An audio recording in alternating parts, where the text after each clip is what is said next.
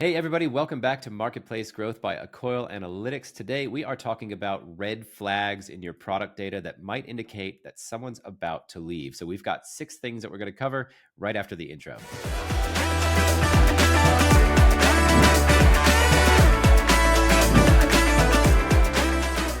Thanks so much for being here on Marketplace Growth by Accoil Analytics. My name is Pete Preston, and I'm joined by Kate Caldecott, one of my co-founders here. How you doing, Kate? Hi, guys. So, Kate, today we've got 6 things to look for in your product data that will indicate, or could indicate, I should say, that a customer or an account is maybe thinking about leaving you. So we're going to go through these 6 things today. These are all ways that you can look at the data, how customers and accounts are actually using your products and the signals that they're sending you. So, Kate, what's the first one that we've got today that a B2B SaaS company should be looking for as a red flag in their product data? So I would be looking at something like feature adoption rate. So, you've got to make sure they're engaging with your key features. And if they're not, you might be having problems. So you probably need to track that. Yeah. And what does that mean if they're not engaging with the key features or the key features that you think they should be engaging with? Like, what does that potentially indicate aside from churn risk? Yeah, well, then it begs the question is, do they understand your product? Are they getting the value they need? And are they using it as well as they could so that it gives them value for money? So if they're not getting value for money, they'll leave. Yeah, that's it, isn't it? Right? It's like, it's that, this is actually working for us. This is doing what it promised. Next thing we've got is engagement score. And this is something that we work really hard on in Accoil to give you a simple way to see what actual engagement scores look like. I won't go into the details, but Kate, with Accoil, what we've done is we've taken a lot of these signals and normalized them in a way that you can quickly see, on a scale of 0 to 100, an account's at a 90 versus say a 15 on the engagement score. You can tell which one might be at risk of leaving you. What does the movement in engagement score sort of indicate to you? I know this is something that you've looked at a lot over the years and used in, say, like customer success roles. Well, I think, in lots of ways, it's kind of logical if they're engaged and your score's going up, in the right track. For me, it's actually just being alert to those that are plateauing or going down and taking action accordingly. So in my world, it would be having those signals. You get those signals and then you do something with it. But declining engagement often precedes churn. Yeah. And something that I think is kind of like you don't want to see it happen, but kind of fun to track is that if you have those events in the product that might indicate that they're getting ready to go, like we've talked about this before with the form builder that we had a couple of years ago. If we started seeing people export everything, what does that mean? That's a big well, that's a death event. You've probably lost them already, really. So probably. yes. Yeah. But you can do engagement scoring. Like there's good engagement and bad engagement, I think is what I'm trying to say. There is. And I think also, and you can do this manually yourself, but we do love a good tool, which is why we have Accoil Analytics, but we do love a good tool because you systematize it. It's also your recently inactive users, it's and sometimes it's not a problem and sometimes it is something to watch. Which is a good segue into the third thing to look for is activation metrics. Walk us how you think about activation metrics. What does that mean? And then how do you look at them? So this is where you are very clear on what are the important milestones in a journey to a person understanding your product and you actually measuring how well someone is actually going through that journey. So it's usually non-linear. And if they reach the critical milestones, then you say they've reached their first value, aha, activated. And if they haven't, you may be a problem. So people often talk about activation in terms of converting people to being from a trialer to a buyer.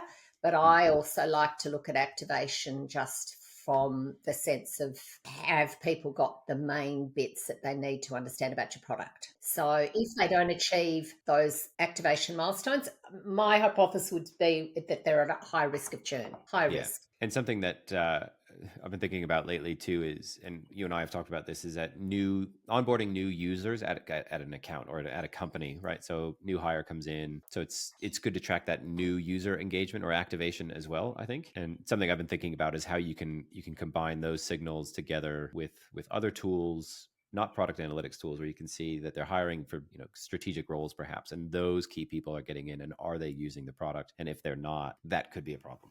So lots of ways to use that activation metric beyond just that initial onboarding, which is of course important. Something else here, number 4 for today, usage frequency. So how often are they in the product? And I think there's 2 dimensions to this. Really, there's more than 2 dimensions to it, but account level and then individual user level. What's your take on frequency, and how should someone think about it?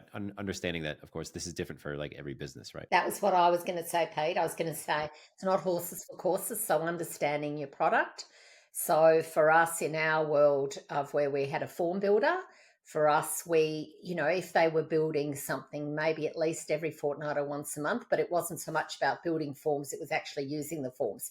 So for us, it was actually regular use, 3 to 4 times a week of actually using the forms. So you decide on your metric, and you can get that metric by thinking about and talking with customers in your front line and what's kind of reasonable, and then watch for any noticeable declines in usage frequency amongst your users and at an account level. So I always start at the account, because the account, it's a team sport.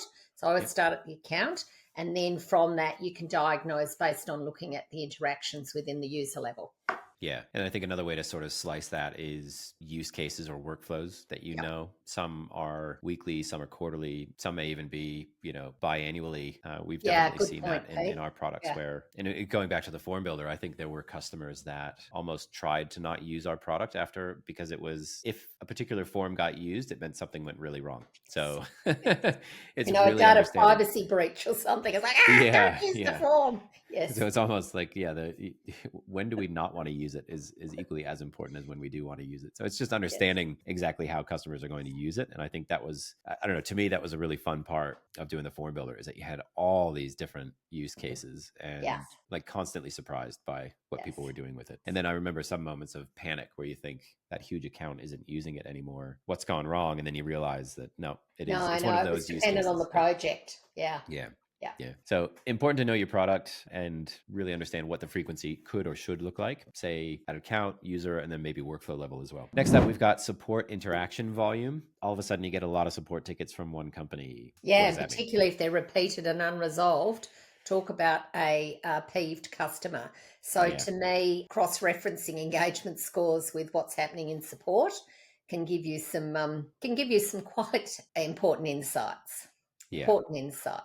I think that's a good point. Particularly if you're not resolving the issues, and they can get very annoyed.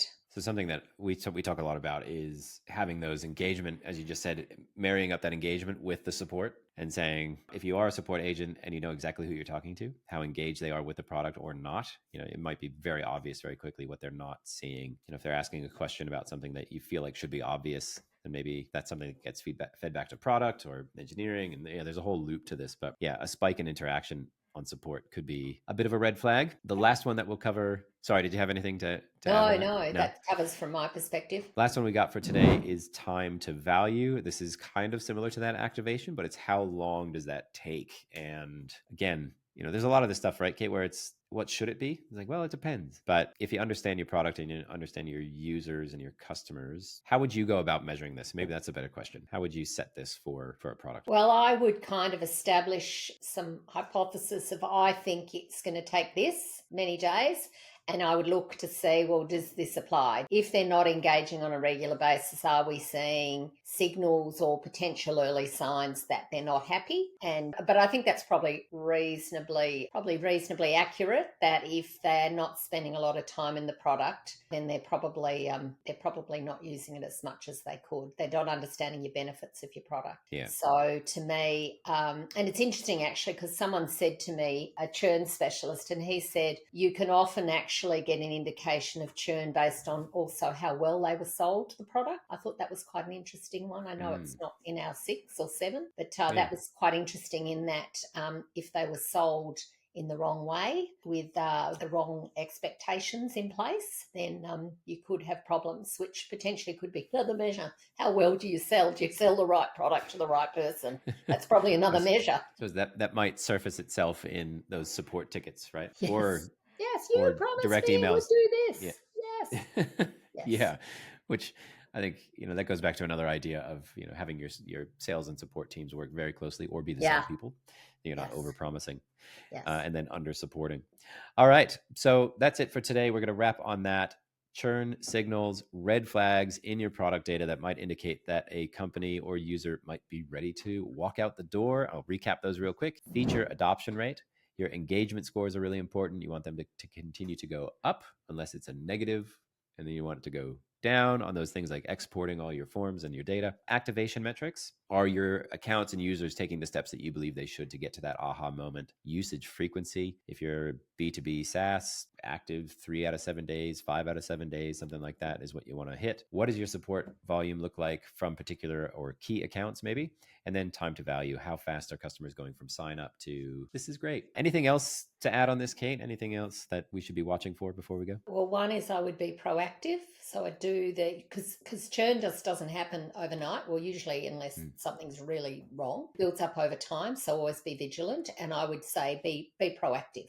Be proactive and watch for all these cues. So just to kind of walk that out a little bit, when you say be proactive, define that for Well, me. proactive what does that is look like in practice?